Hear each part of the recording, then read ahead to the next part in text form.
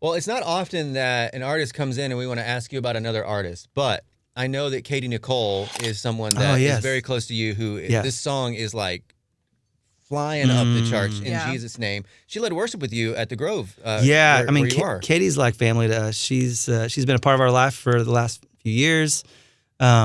Yeah, very close to our family. Yeah. My wife and I have kind of mentored her for the last few years, and I heard her sing it was like a Christmas fest that our church was doing, and she signed up for, and stopped on my tracks because I was like, wow, she really has a gift, and she started coming to our church and got involved with the worship, and just been kind of coaching her through that, and then when the pandemic hit.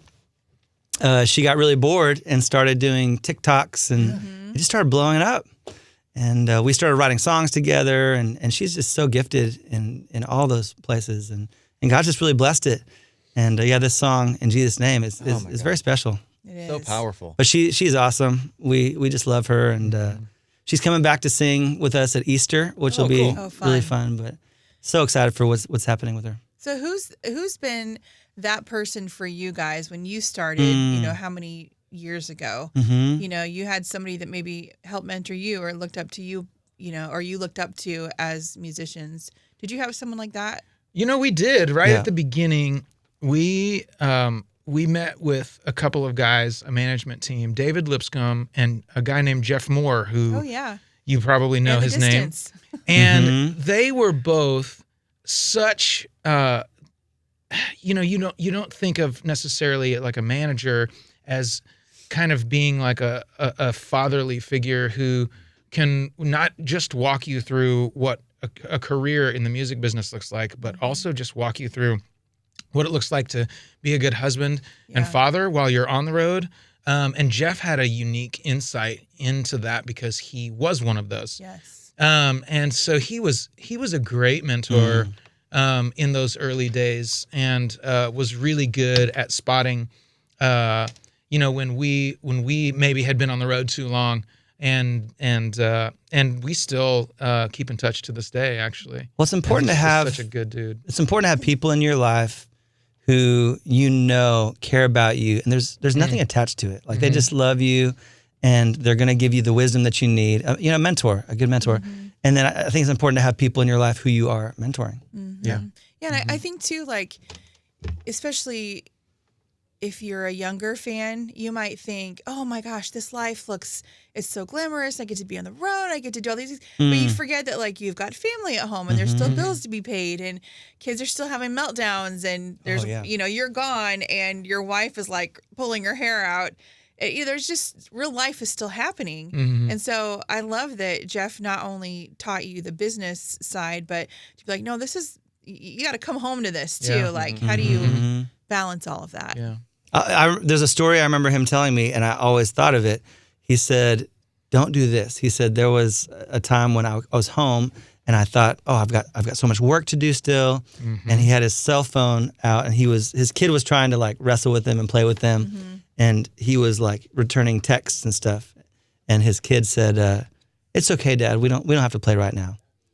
And he said for him that was like a moment that, okay, no, this is more important than anything. And I always thought about that through the years. When I come home, I would say, no, being with family is most important. Pouring into my kids and having that time is definitely more important than anything that could be happening on my phone or with work. That's great. And kind of as like seasoned musicians now, I guess, and veterans in this sort of thing, how does it feel to be able to give back to a new artist like Katy and pour into her in that way and see her thrive? Yeah, I just saw so much potential in her from the very beginning, and she has a great spirit about her. And I just hope to steer her in the direction of people who are really good people. And she has a great team around her now. When she first went to Nashville, I went with her to help with some of those relationships and hopefully steer her towards people who I knew were really, really good, God-loving people. But yeah, I just love it, and God's going to do great things with her, and that's something I love to do too.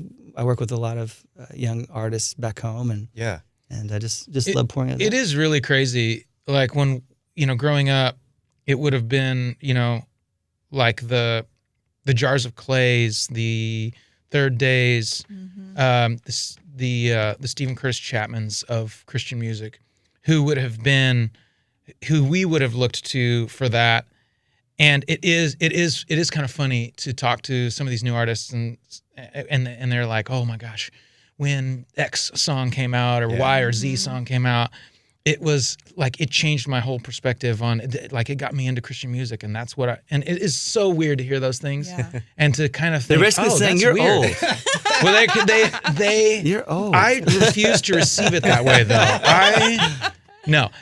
They're saying we appreciate your experience. But it is really cool to see, like, oh, well, not only did our songs mean something to people in everyday life, but they actually inspired the next generation of artists to come up behind us. And it is pretty wild to kind of to hear that.